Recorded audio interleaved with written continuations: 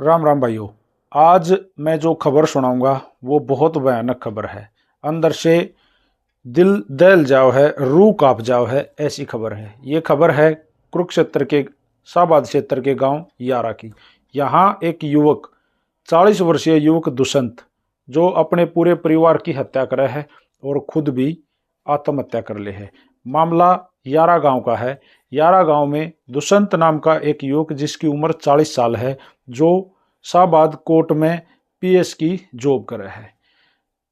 सबसे पहले दुष्यंत ने अपने 60 वर्षीय पिता नायब सिंह की गला रेत के हत्या करी।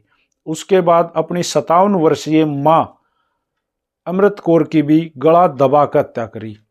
उसके बाद इसने अपनी 32 वर्षीय पत्नी अमनप्रीत कौर की भी गला दबा कर हत्या करी और उसके बाद अपने बेटे 13 वर्षीय केशव की भी गला दबाकर हत्या करने की कोशिश करी गई, लेकिन वो उस गला दबाने से बेहोश हो गया और वो हाल फिलहाल शाहबाद के एक निजी अस्पताल में भर्ती है और वो खतरे से बाहर है। ये सारे कांड करने के बाद में दुष्यंत ने जहरीला पदार्थ खाकर सुसाइड कर लिया, यानी कि आत्महत्या कर ली। पहले अपने बाप को मारा, फिर अपनी माँ को मारा, फिर अपनी पत्नी को मारा, बेटे को मारने की कोशिश करी और खुद भी सुसाइड कर लिया। बेटे को भी जान से मार के ही गया था। वो तो ये सोचा कि भाई ये भी मर गया होगा, क्योंकि उसने अपने पूरे परिवार का खात्मा करने की सोची थी और बाद में सुसाइड कर लिया।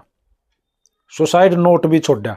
सुसाइड नोट में इसने लिखा कि मेरे ऊपर पैसे का लेन देन था, लोग मुझे तंग करने लग रहे थे।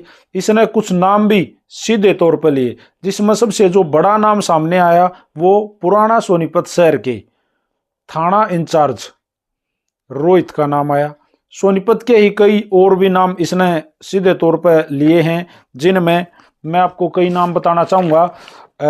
सोनीपत से ही चंद्रभान, सतेंद्र, चंद्रभान का बेटा संदीप, कोमल, शिवमूर्ति और धनपत मलिक, इन सब के इसने सुसाइड नोट में नाम लिखे हैं।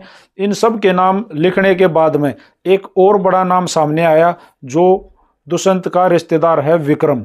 विक्रम फिलहाल कनाडा में है और विक्रम और दुष्यंत दोनों मिलकर लोगों को विदेश में भेजने का कारोबार कराया करते, काम कराया करते, यानी कि यहाँ से दूसरे देश में कनाडा, अमेरिका, इंग्लैंड वगैरह भेजने का काम कराया करते। बहुत सारा पैसा इस दुष्यंत ने लोगों से विदेश भेजने के नाम पर ले रखा था और वो सारा पैसा दुष्यंत ने इस विक्रम नाम के युवक को दे रखा था जो फिलहाल कनाडा में है।